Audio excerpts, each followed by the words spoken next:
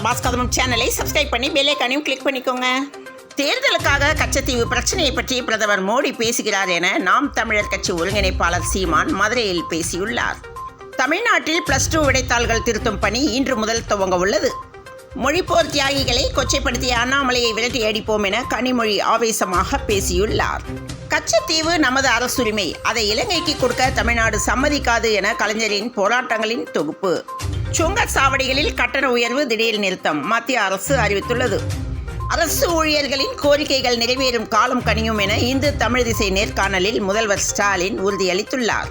2024ஆம் நிதியாண்டில் மின்னணு பொருட்கள் ஏற்றுமதியில் தமிழ்நாடு 30% முன்னணி மின்னணு பொருட்களின் ஏற்றுமதியாளராக திகழ்கிறது. தென்காசியில் சட்டவிரோதமாக நாட்டு வெடிகுண்டு தயாரித்து வைத்திருந்த 4 நபர்கள் கைது செய்யப்பட்டுள்ளனர். தமிழ்நாட்டில் பாஜக ஆதரவு அலை வீசுகிறது என தந்தி டிவிக்கு பிரதமர் மோடி சிறப்பு பேட்டி அளித்துள்ளார். ஜனாதிபதியை நிற்க வைத்து படம் பிடித்து வெளியிடுவது என்ன வகை பண்பாடு என திருமாவளவன் கேள்வி எழுப்பியுள்ளார். பராமரிப்பு காரணமாக சென்ட்ரலுக்கு ரயில்கள் வராது, ஆவடி பெரம்பூர் ரயில் நிலையத்தில் ரயில்களை நிறுத்த முடிவு என அறிவிப்பு வெளியாகியுள்ளது. மேற்கு வங்கத்தின் ஜல்பைகுரி மாவட்டத்தில் திடீர் சூறாவளி தாக்கி 4 பேர் உயிரிழந்தனர்.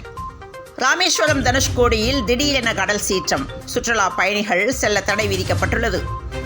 அமைச்சர் KKSSR ராமச்சந்திரன் உடல்நலக்குறைவு காரணமாக தனியார் மருத்துவமனையில் அனுமதிக்கப்பட்டுள்ளார்.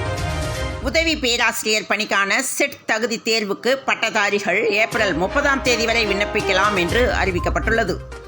வெள்ளிவாக்கத்தில் 4வது ரயில் முனையம் உருவாக்க 2 பணிமனைகளை இடமாற்ற திட்டமிட்டுள்ளதாக தகவல் வெளியாகியுள்ளது.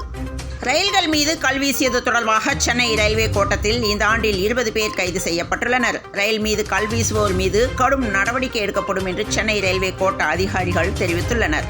கன்னியாகுமரி மாவட்டத்தில் நேற்று கடல் சீற்றம் ஏற்பட்டு மீனவ கிராமங்களில் வீடுகளுக்குள் தண்ணீர் புகுந்தது. பாதிக்கப்பட்ட மக்கள் மறியலில் ஈடுபட்டனர்.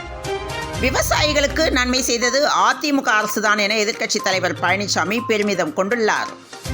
போதைப்பொருள் கடத்தல் வழக்கில் இயக்குனர் அமீருக்கு சம்மன், டெல்லியில் நாளை ஆஜராக உத்தரவிடப்பட்டுள்ளது. நாடாளுமன்ற தேர்தலையொட்டி பிரதமர் நரேந்திர மோடி நாடு முழுவதும் தீவிர பிரச்சாரம் மேற்கொண்டு வருகிறார். இந்த நிலையில் பிரதமர் நரேந்திர மோடி 9ஆம் தேதி சென்னை வருகிறார். அதிமுகவுடன் கைகோத்து செயல்படுவதாக கூறுவது தவறு என முதல்வர் மு.க. ஸ்டாலின் இந்து தமிழ் திசை நாளிதழுக்கு அளித்த சிறப்பு நேர்காணலில் தெரிவித்துள்ளார். தமிழகத்தில் ஈஸ்டர் பண்டிகை கோலாகலமாக தேவாலயங்களில் சிறப்பு பிரார்த்தனையுடன் நடைபெற்றது. ஆயிரக்கணக்கானோர் பங்கேற்றனர். உறவினர் நண்பர்களுக்கு விருந்து படைத்தனர். விண்வெளி கழிவுகளை தடுக்கும் சோதனை வெற்றி, இஸ்ரோ விஞ்ஞானிகள் தகவல் தெரிவித்துள்ளனர். கோவையில் வெள்ளிங்கிரி மலையேறிய சென்னை பக்தர் மூச்சு திணறி பலியானார். இந்த மாதத்தில் இது 6வது பலி என்பதால் பக்தர்கள் அதிர்ச்சி அடைந்துள்ளனர். சாய் சுதர்சன் மில்லர் அதிரடி, ஐதராபாத்தை வீழ்த்தியது குஜராத் அணி. 42 வயதிலும் ருத்ர தாண்டவம் ஆடிய தோனி. சென்னை அணி தோற்றாலும் கொண்டாட்டத்தில் CSK ரசிகர்கள்.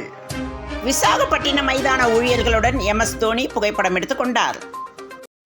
தமிழகத்தில் இன்று முதல் 3 நாட்களுக்கு ஓரிரு இடங்களில் மழை பெய்ய வாய்ப்புள்ளதாக சென்னை வானிலை ஆய்வு மையம் தகவல் தெரிவித்துள்ளது. தொடர்ந்து இணைந்திருங்கள் பிரபாஸ் கதமம் செய்திகளுடன். மீண்டும் மற்றொரு செய்தியில் சந்திப்போம். வணக்கம்.